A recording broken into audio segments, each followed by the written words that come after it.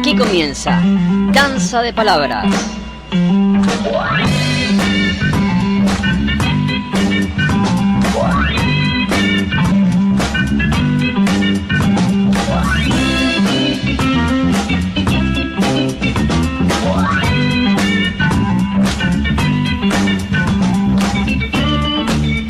Te olvidaste de decir, desde las Sierras Chicas, República Argentina. Muy bien, y así empezamos el programa número 65 de Danza de Palabras, luego de haber estado atacados o impedidos por la fiebre la semana pasada. Habrás notado que salió un programa anterior, un programa ya viejo que ya había sido emitido, de hecho de fin de año, cuando se estaba por acabar el mundo, ¿no? Fue eso, que el mundo nos acabó y aquí seguimos. ¿Y seguimos con qué seguimos en este mundo que no se ha acabado todavía?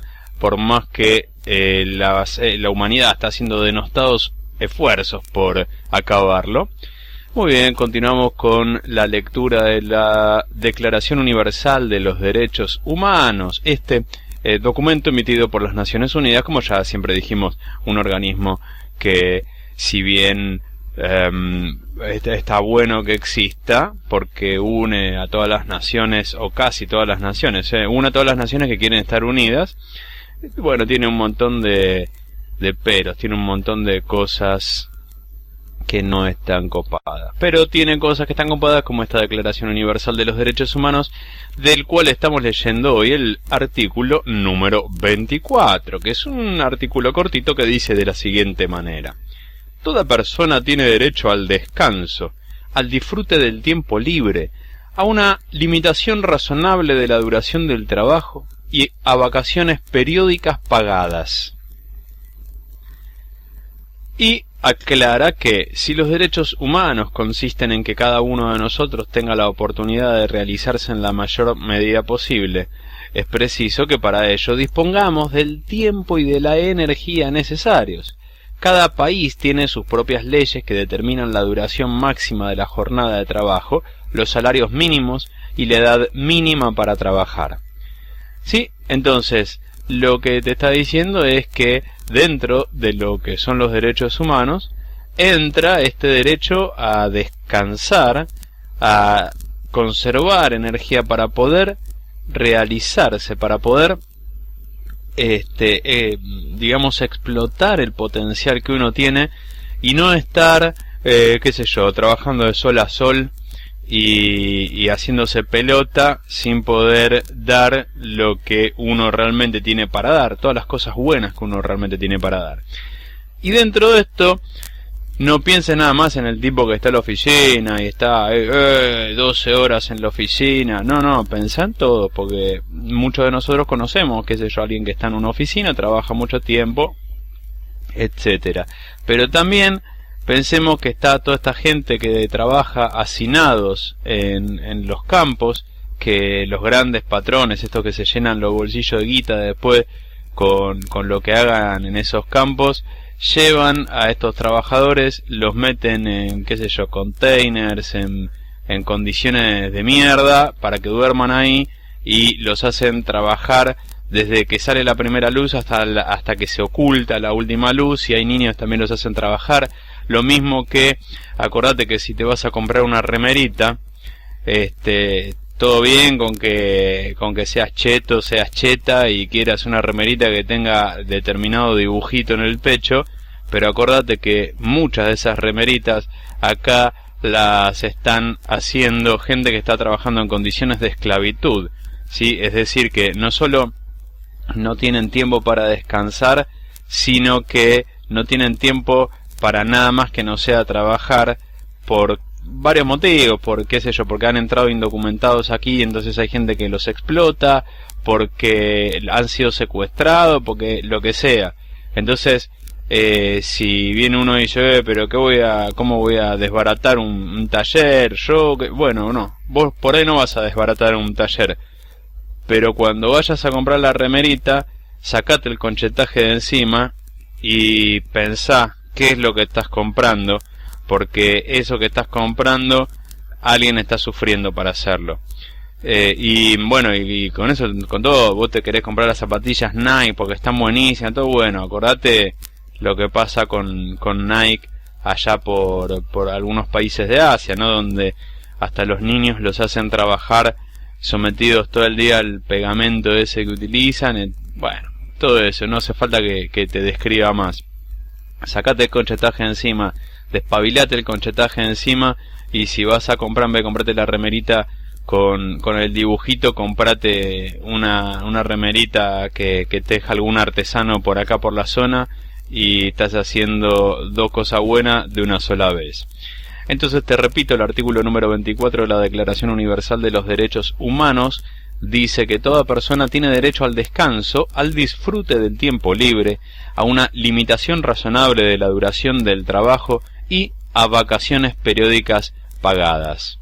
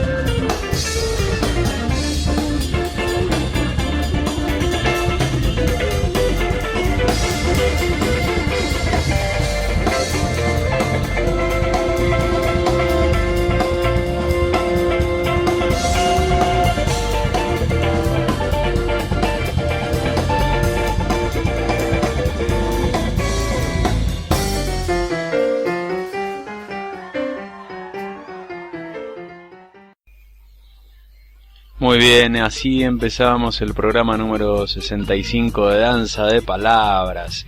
Aquí hoy grabando con un día nublado, ojalá llueva, porque aquí está bueno cuando llueve. La gente te dice, qué día feo, qué sé yo, qué cosa, que está por llover. Y no, está bueno, loco, que llueva, está bueno que caiga agua, y además es como natural, digamos, ¿no? De vez en cuando viene bien una lluvia. Y muy bien, te recuerdo en principio la vía de comunicación de este programa Danza de Palabras, que son, por un lado, el correo electrónico o email, ¿sí? Podés escribirnos a matias.delac@gmail.com. Delac se escribe D-E-L-A-C, ¿sí? Delac. Entonces el correo electrónico, si no nos puedes contactar en Facebook, búscanos como Danza de Palabras y ahí nos mandás un mensaje privado. Y si no, contactanos directamente como Matías Delac, pero bueno, ahí la página del programa es Danza de Palabras, ¿no? En Facebook, www.facebook.com. Si no, otra posible vía de comunicación es metete en la página del programa y escribirnos un mensajito ahí directamente. ¿Cómo es la página? Ahí te digo, es danzadepalabras.wordpress.com. Sí, y si no, bueno, nos podés enviar un mensaje a nuestro fantástico celular que nunca funciona porque, claro, tiene un servicio paupérrimo. Pero bueno, de vez en cuando nos llega algún mensaje, así que intenta escribirnos ahí al 0351 347 1140. Te lo repito de nuevo, 0351 347 1140. Y si no, directamente escribí al mail de la radio y decís, esto es para los chicos de Danza de Palabras. Y como es el mail de la radio, radiocurva@gmail.com. Y bueno, y así estamos, ya está, estos son todos los datos de comunicación del programa, o sea, así estamos comunicados, ustedes, nosotros y todos los que tengan ganas. Por otro lado, te recuerdo que la Asamblea de Vecinos Unidos de Río Ceballos se sigue juntando, pues esto te lo aclaro porque ayer justamente me preguntaban si nos seguíamos juntando. Sí, la Asamblea se sigue juntando los sábados a las 4 de la tarde ahí en la Plaza de los Artesanos de Río Ceballos. Sí, estas semanas estuvo medio diezmada por, bueno, a causa de los virus, la fiebre, etcétera, pero estamos, así que si vos tenés ganas de acercarte y aunque sea escuchar, acércate ahí en la Plaza de los Artesanos de Río Ceballos, Plaza Humberto Francia, ahí enfrente de la Capilla Vieja, donde todos los artesanos se ponen a vender. Bueno, ahí mismo, a las 4 de la tarde, nos juntamos. Y el grupo tiene en general un pasacalle que dice Vecinos Unidos, así que es difícil que no nos encuentres. Y está bueno que venga gente, porque está bueno no solo que se sume gente, sino que se renueve, porque bueno, hay gente que también nos vamos cansando y necesitamos un pequeño descanso, y está bueno que haya más gente que puede ir reemplazando. Fíjense que ayer estábamos charlando con los hermanos de Bower, los autoconvocados de Bower, y ellos empezaron 5 personas, después fueron un montón, pero después volvieron a ser 5 personas y va fluctuando mucho, y sin embargo han logrado muchísimas cosas. La verdad es increíble lo de Bower. Así que bueno, anda, no dejes de ir a las 4 de la tarde a la Plaza Humberto Francia a la Asamblea. Y mientras tanto, aquí en Danza de Palabras, nos vamos a zambullir en la narración del día de la fecha, que ya verás de qué se trata. Así que, chito y a la narración. Narraciones. En Danza de Palabras.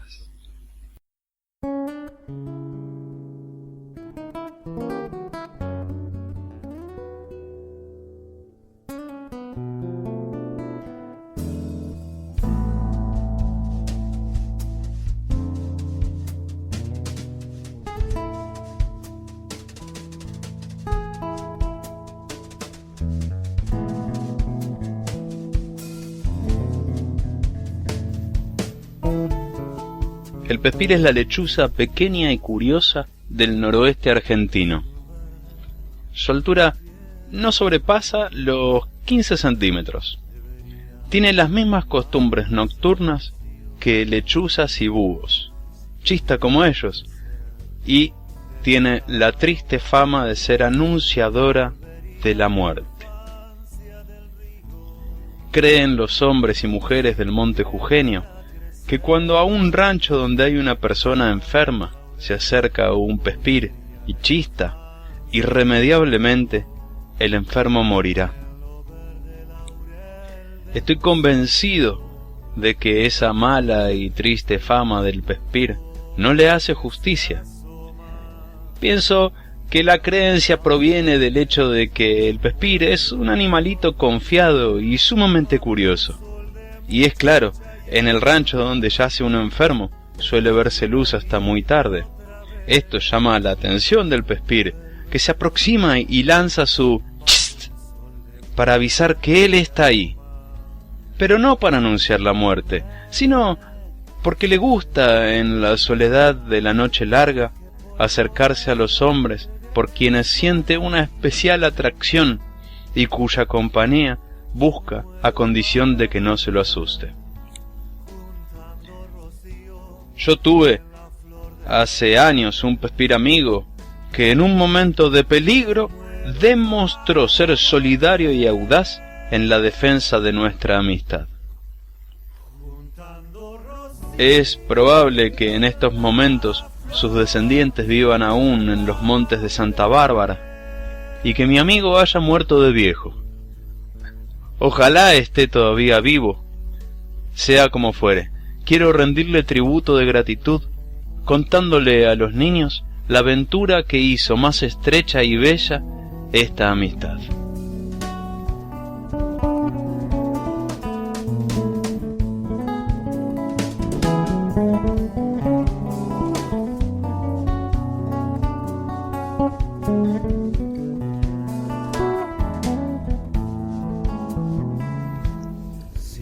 El Real de los Toros es una finca enclavada en el corazón de Santa Bárbara.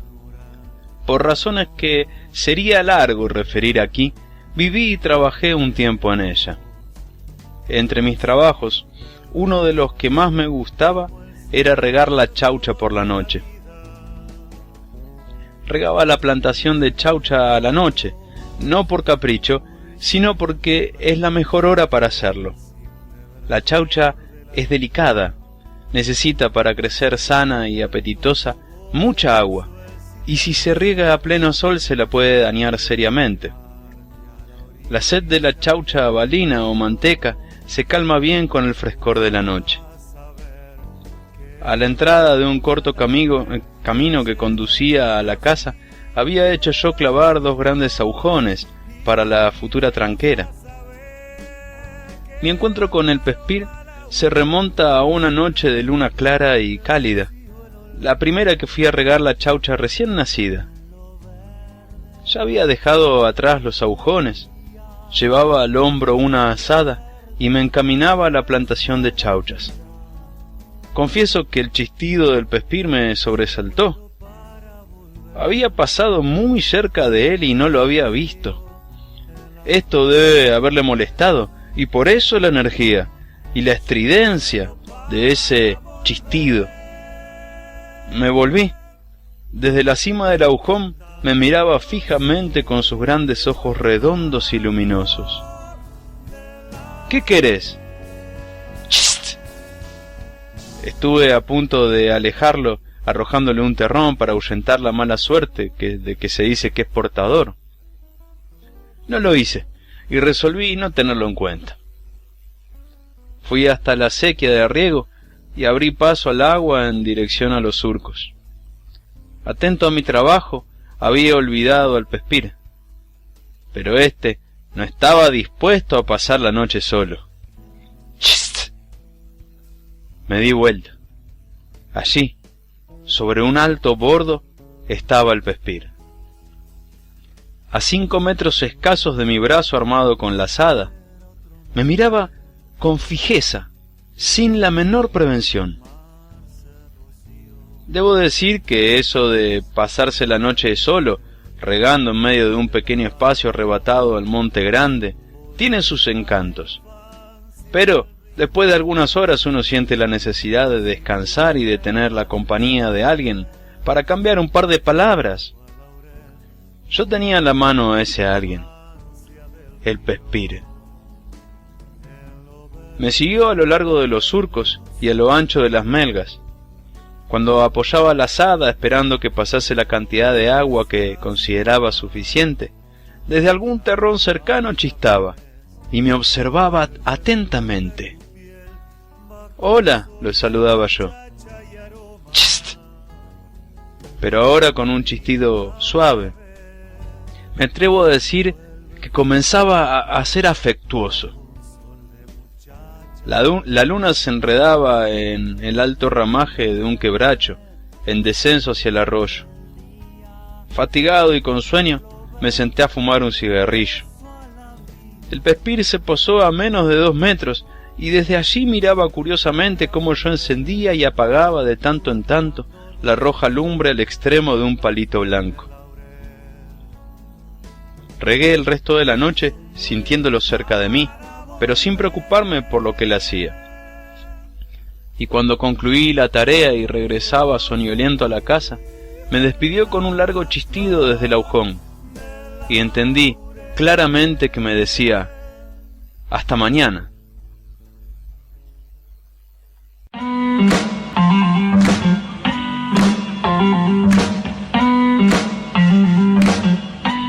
No sabía que tenías estas habilidades de estar haciendo programas de radio, danza de palabras. ¿Qué no puedes llamar? Hola, Matías. Vos pensás eso porque sos mi mamá. ¡No digas! No era necesario decirlo.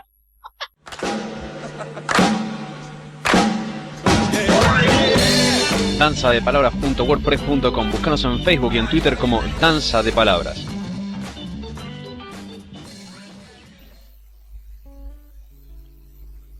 Mientras me acostaba me pregunté si se habría alimentado en algún momento y con qué, pero el cansancio no dejó tiempo para ninguna respuesta. Me dormí profundamente en tanto la noche afuera comenzaba a poblarse de rumores y de trinos que anuncian el alba. A partir de aquel chistido que me obligó a fijarme en él, todas las noches de riego tuve la infaltable compañía del Pespir. Cuando me acercaba a los agujones, azada al hombro, ya estaba el Pespir aguardándome en su atalaya. Más de una noche esperé que viniese a posarse sobre mi hombro o sobre la azada, pero su confianza era respetuosa y discreta. Me seguía volando bajo, o se me adelantaba y me esperaba en el borde de la acequia de riego. Mi itinerario le era familiar. «¿Cómo te va?» «Chist», que yo entendía como «bien», en un tono cordial y confiado.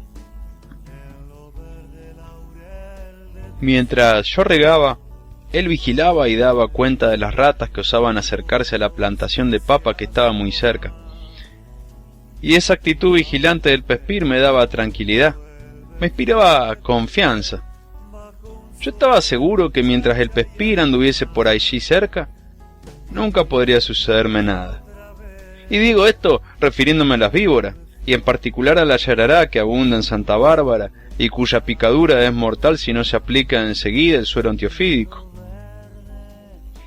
Enseguida significaba antes de las 3 horas de haber sido picado, y yo no tenía suero.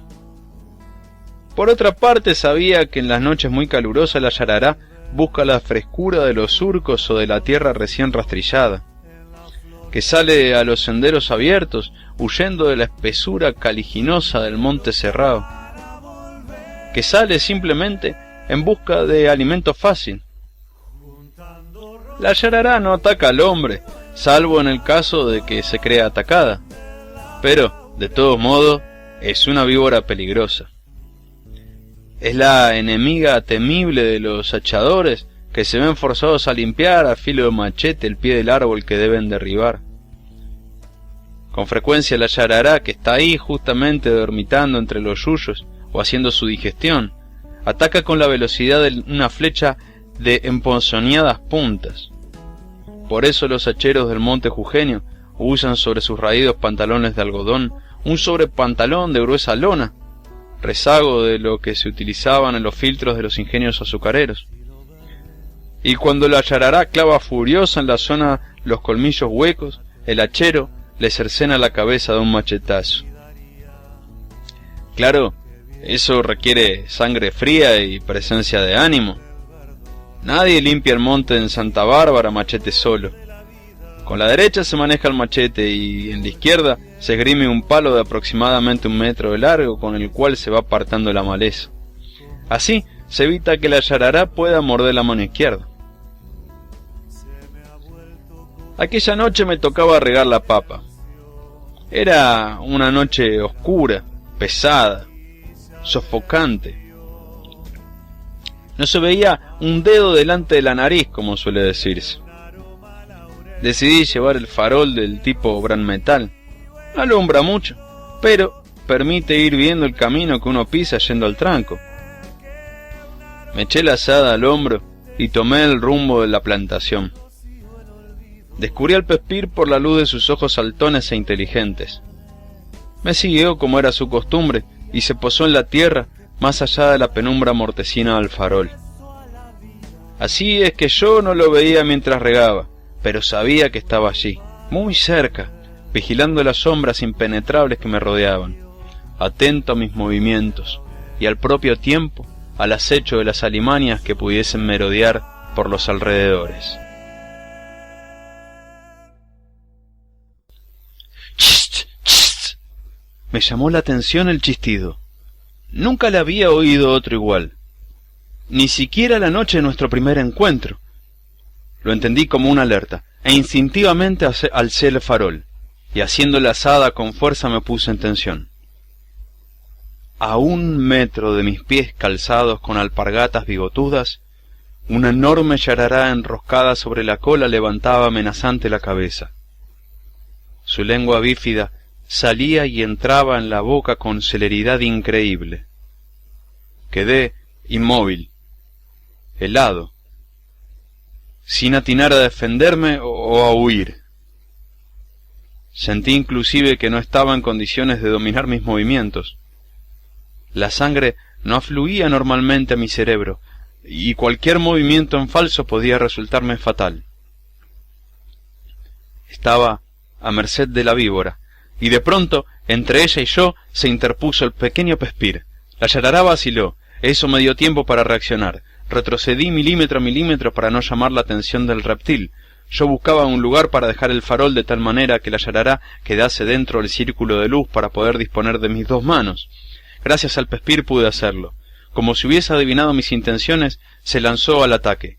Las plumas del cogote erizadas hacia adelante, el piso corto y fuerte proyectado en ariete al ras del suelo. Arremetió abriendo las alas. La yarará se balanceó hacia atrás para descargar el golpe fulminante. Yo ya había depositado el farol en un bordo y levantando la azada sobre mi cabeza, impulsándola con ambas manos, la asesté un golpe. Se revolvió enfurecida, inutilizada en parte por el golpe brutal. Sus movimientos eran menos peligrosos. Por otra parte, el Pespir le clavó el pico cerca de la cola y me dio la oportunidad de volver a descargar la azada buscando la cabeza. Esta vez acerté en un punto vital. Se derrumbó y comenzó a extenderse. El Pespir le asestó un tremendo picotazo en la parte posterior del cráneo y la sacudió con violencia golpeándola contra la tierra hasta que la víbora, flácida, sin vida, fue una masa inerte. Solo entonces la dejó caer. Medía casi 2 metros. Me senté temblando aún y encendí un cigarrillo. «Gracias, viejo», le dije al Pespir, que me miraba con sus ojos claros y curiosos. «Chst», me respondió, como si dijese, «No es nada».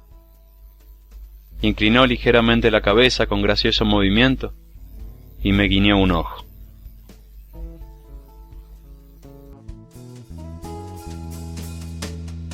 Si lo verde tuviera otro nombre, debería llamarse rocío. Si pudiera crecer desde el agua a la laurel, volvería a la infancia del río. Si pudiera crecer desde el agua a la laurel, volvería a la infancia del río.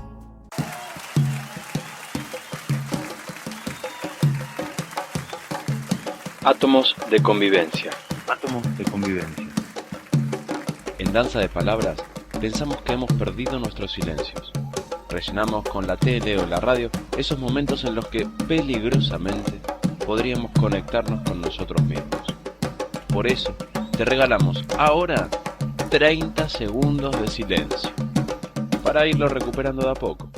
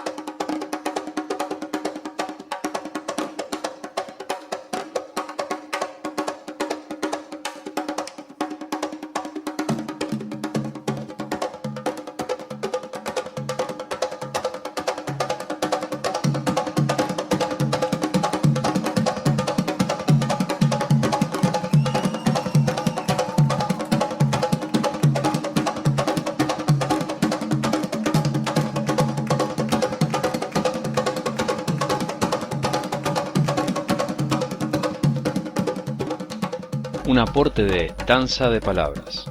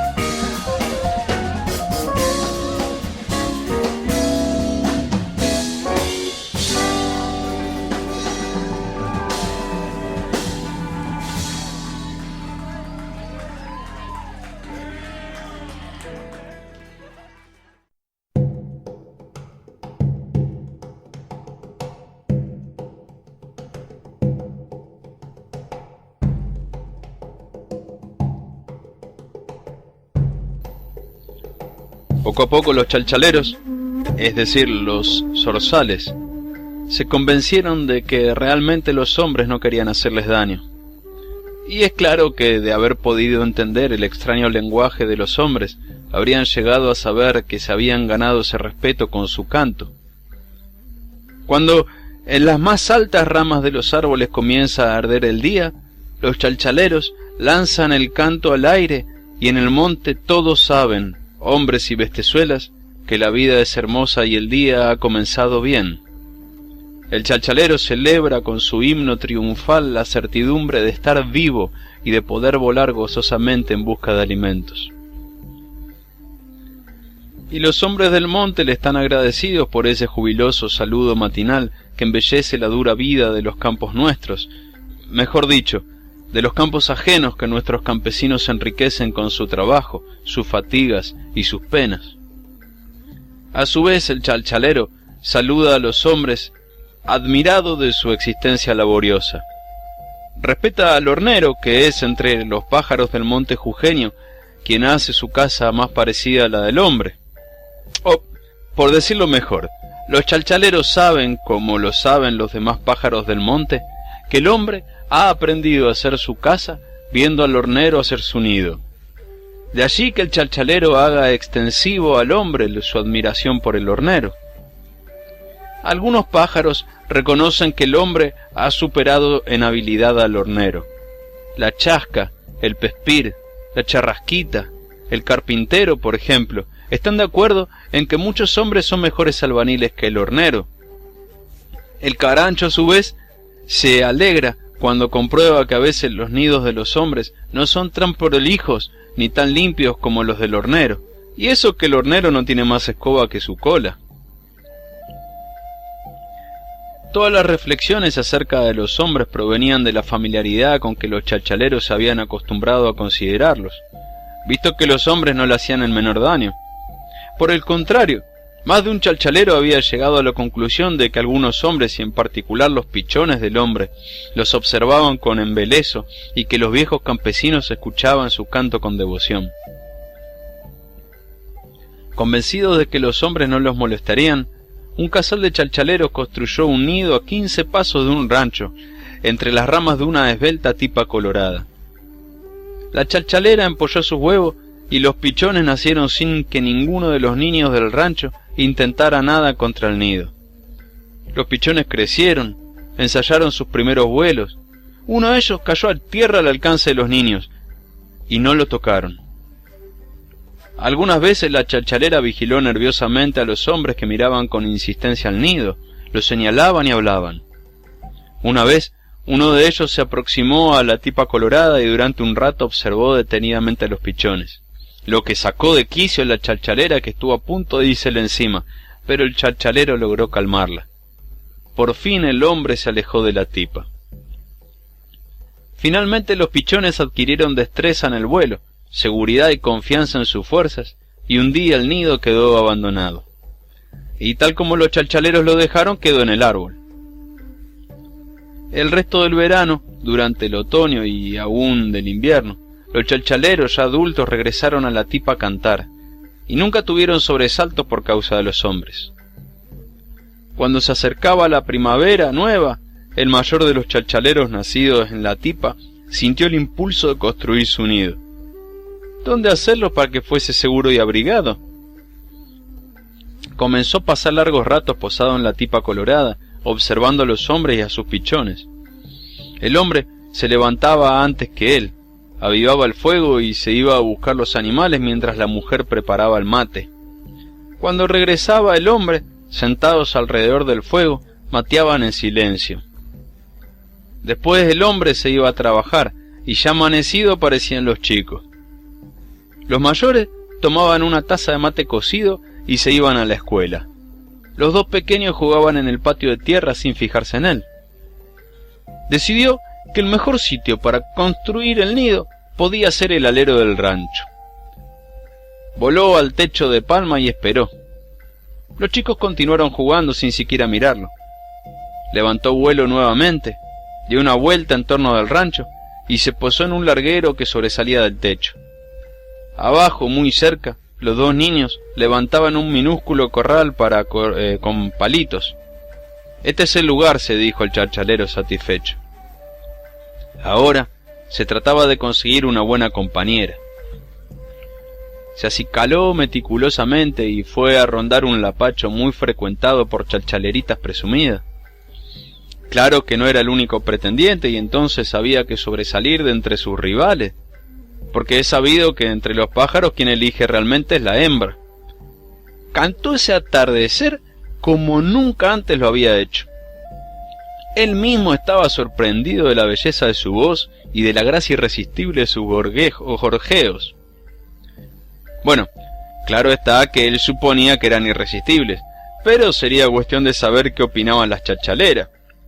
Y para averiguarlo comenzó a volar del lapacho a una quina, y de esta a un cevil haciendo gambetas en el aire, de puro entusiasmado nomás. Hasta que al fin una chalchalera empezó a juguetear con él. Lástima que la noche se acercaba y tenía que regresar a su dormidero. Pero, ¿no valía la pena por una noche dormir en el lapacho de su conquistada? Claro que sí.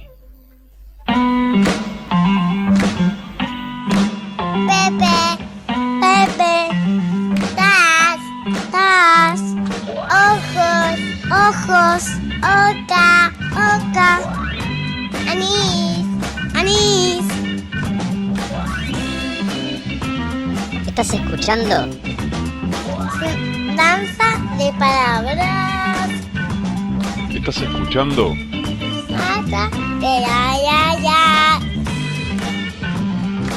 Estás escuchando Danza de Palabras. www.facebook.com/Danza de Palabras. El mail matias.delac@gmail.com.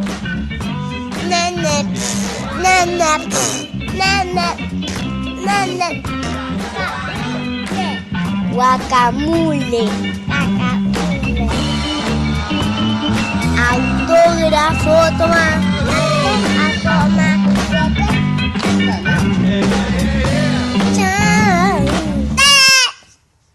Chao. No fue nada fácil lograrlo, porque en ese lapacho dormían desde hacía tiempo otros chalchaleros, y tuvo que ensayar toda suerte de trinos y de persuasivos gorjeos para convencer a los otros pretendientes de que lo dejasen incorporarse al grupo. Pero como los pájaros no luchan entre sí por cuestiones de poca importancia, la cosa no pasó a mayores. Al día siguiente, el primer canto fue el suyo, y en tanto cantaba, pudo observar que la chalchalera lo escuchaba robada.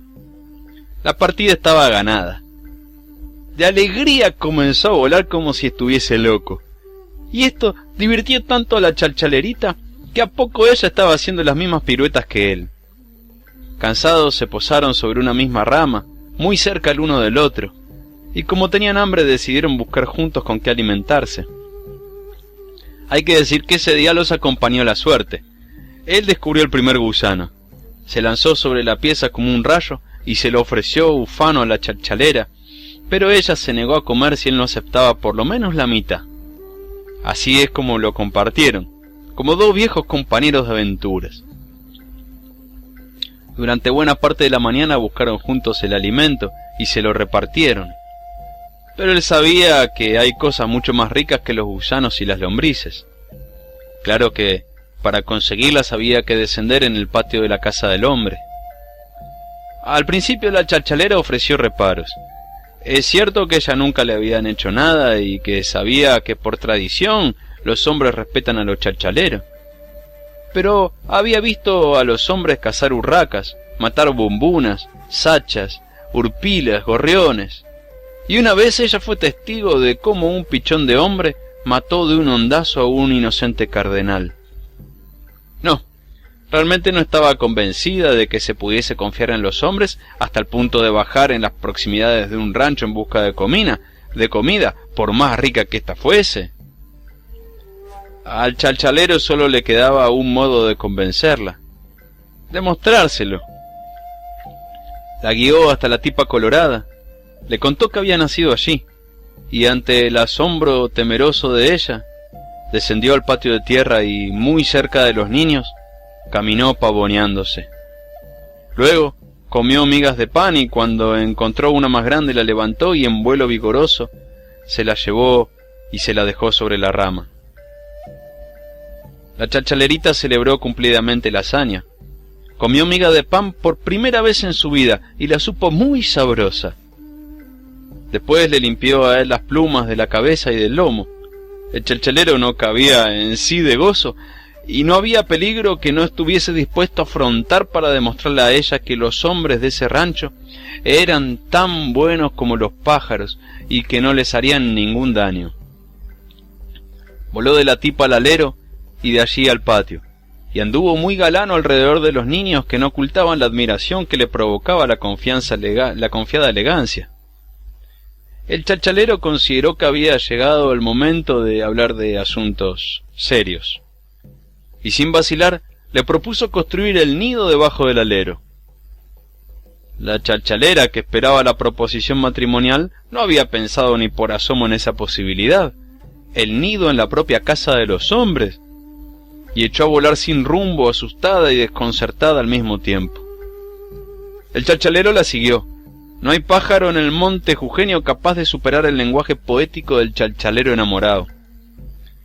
La siguió sin cesar de cantarle, de llamarla a su lado, y lo hizo tan bellamente que cuando el sol proyectaba la vertical sobre la sombra de los grandes árboles, la chalchalera voló junto a él hasta la tipa y desde allí al alero elegido para hacer el nido.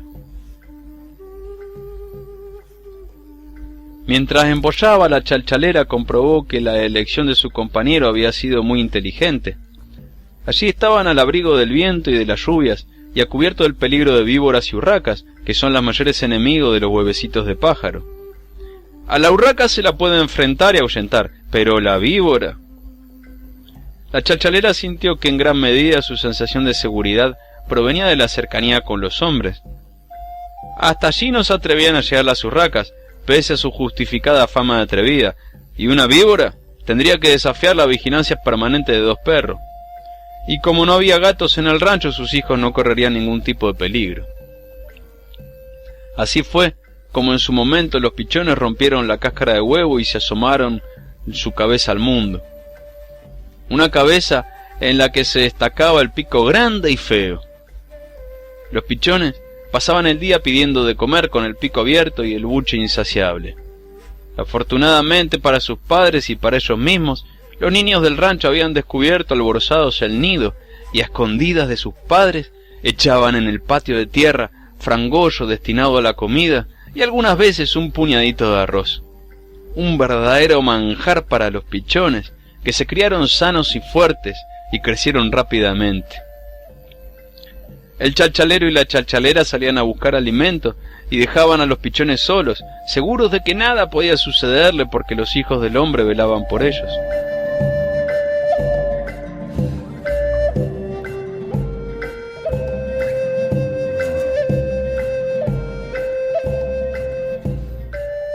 Hasta que un día sucedió lo inesperado. Promediaba la mañana, los chalchaleros asistían contentos a los primeros vuelos de sus hijos. Los pájaros saben volar desde pequeños como los patitos nadar, pero necesitan un periodo de ejercitación para fortalecer las alas, y los chalchaleritos estaban justamente en ese periodo. De pronto la chalchalera advirtió que al rancho había llegado gente extraña. Era el dueño de la tierra que trabajaba al campesino, que había venido con su hijo, un niño de 11 años, a reclamar dinero, animales y grano del mediero que, como nada tenía para pagar, soportaba en silencio las palabras airadas del terrateniente, cuyos gritos eran tan fuertes y amenazadores que los pájaros de los alrededores callaron, y una angustia profunda se metió por el monte como mata de espinas ponzoñosas. Para colmo de males, el hijo del terrateniente acechaba desde el automóvil con un rifle. Solo estaba atento a los pájaros, y la chalchalera no podía impedir que sus hijos, ajenos al peligro, continuaran ensayando el vuelo, hasta que el más pequeño de los pichones cayó al suelo. El niño saltó del auto corriendo y, dispuesto a apoderarse del chalchalerito, se dirigió hacia él. Los padres del pichón volaron en su auxilio al propio tiempo que pedían ayuda a la pareja de chalchaleros que anidaban la tipa, quien a su vez transmitieron el llamado a otra pareja que anidaba en un lapacho cercano. Así, rápidamente pasó la voz de alarma, y de pronto, asustado, el niño vio que se le venía encima una verdadera bandada de chalchaleros enfurecidos. Arrojó el rifle y corrió hacia el auto dando gritos y llamando a su padre. Los chalchaleros lo perseguían, y sin saber qué hacer, el niño empezó a correr en dirección al monte, siempre seguido por los pájaros. En tanto la chalchalera se había reunido en el nido con su pequeño, feliz y excitada por la aventura. El padre del niño, asustado por los gritos y la carrera de su hijo, y sin saber realmente qué sucedía, corrió en su auxilio, y ambos subieron al automóvil y se alejaron a toda velocidad. Todavía flotaba en el camino la polvareda levantada por el auto, y ya la tranquilidad había vuelto al rancho y al monte. Los chalchaleros celebraron jubilosos su triunfo, y el campesino pudo suspirar aliviado. En agradecimiento a la inesperada ayuda, blanqueó el patio de frangollo, y ese día los chalchaleros se dieron un verdadero banquete. Nadie recuerda haber oído cantar tanto a los chalchaleros como aquella tarde larga y dulce del monte jujeño.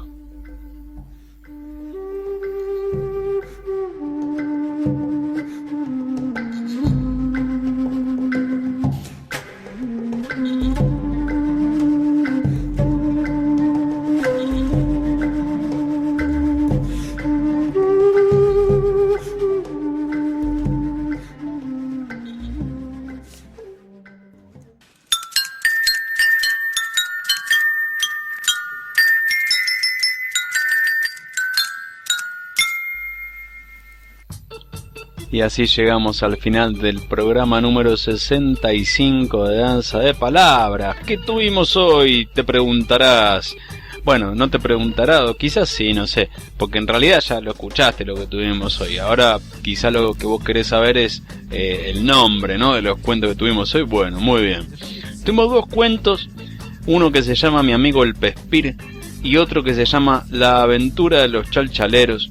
Y ambos son del libro Mi amigo el Pespir de José Murillo, ¿sí? Un escritor jujeño, amigo de la casa, y que tiene un montón de leyendas y cuentos de esta índole, y bueno, y también tiene novelas de otra índole. El primer cuento estuvo musicalizado con la samba Laurel, interpretado por Tocaya Tierra, y el segundo por The Cry of the World de Tito La Rosa.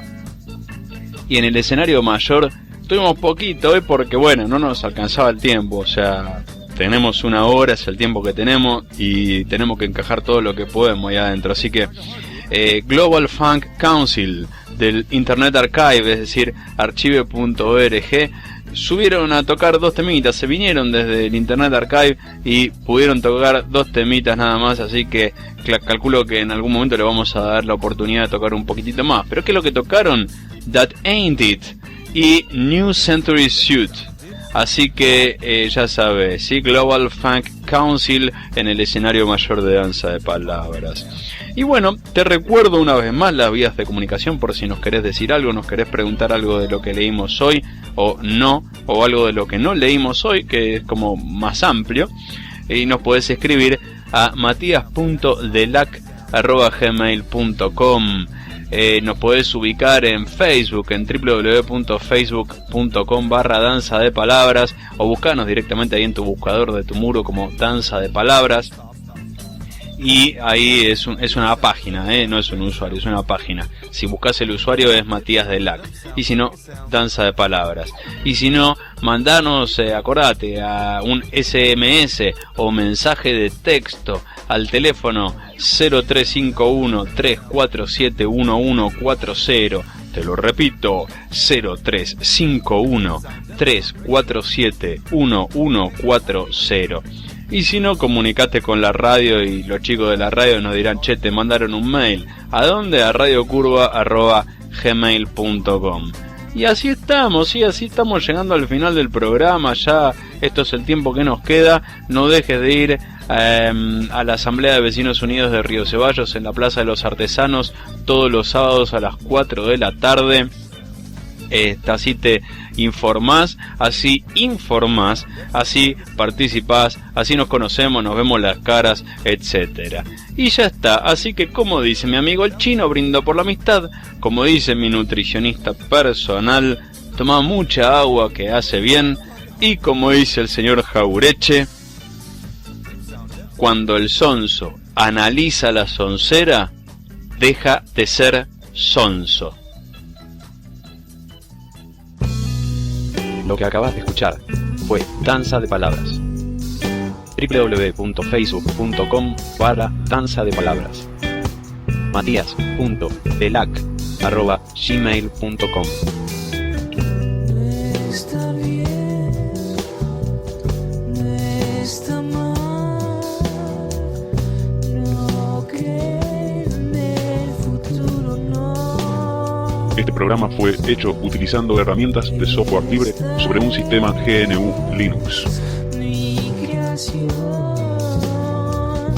mi final, mi pirámide. El sitio del programa, danzadepalabras.wordpress.com.